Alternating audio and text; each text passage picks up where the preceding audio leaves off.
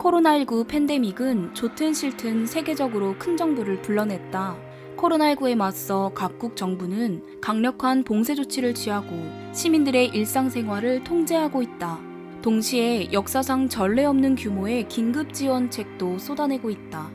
정부가 새로운 아이디어를 냈다고 한다. 다음 달부터 클럽이나 헌팅포차, 노래방 같은 곳에 가려면 일종의 일회용 전자신분증을 받아서 입구에서 찍고 들어가도록 하겠다는 것인데, 정보를 모아놨다가 혹시 문제가 생기면 바로 열어서 관리에 들어간다는 계획이라고 밝혔다.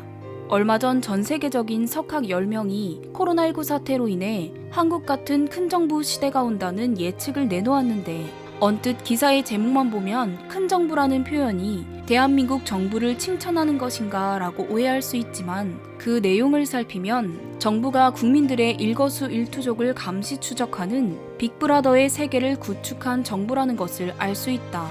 다시 말해 빅브라더 정부라는 의미를 미화시키기 위해 큰 정부라는 용어를 사용한 것이다.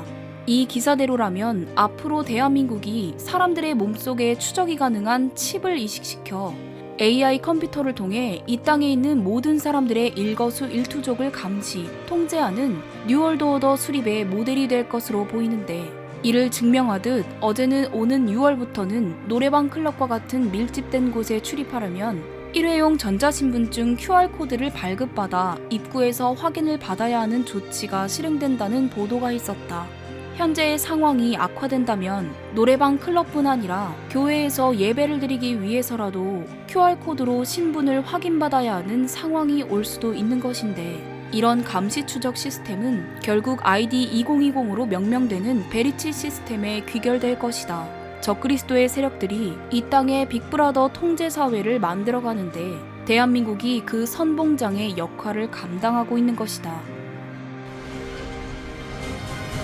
귀 밑에 주입된 칩을 해킹해 적들을 제거하기도 합니다. 영화 속 상황이 현실이 되고 있습니다. It's the next thing that's inevitably going to happen and we want to be a part of it. 영국 BBC는 반은 인간, 반은 걸어다니는 신용카드가 되는 것이라고 비유했습니다. All of that data could conceivably be collected. So then the question is, what happens to it afterwards? What is it used for? 해킹과 감시에 언제든 악용돼 디스토피아를 재촉할 거란 우려입니다.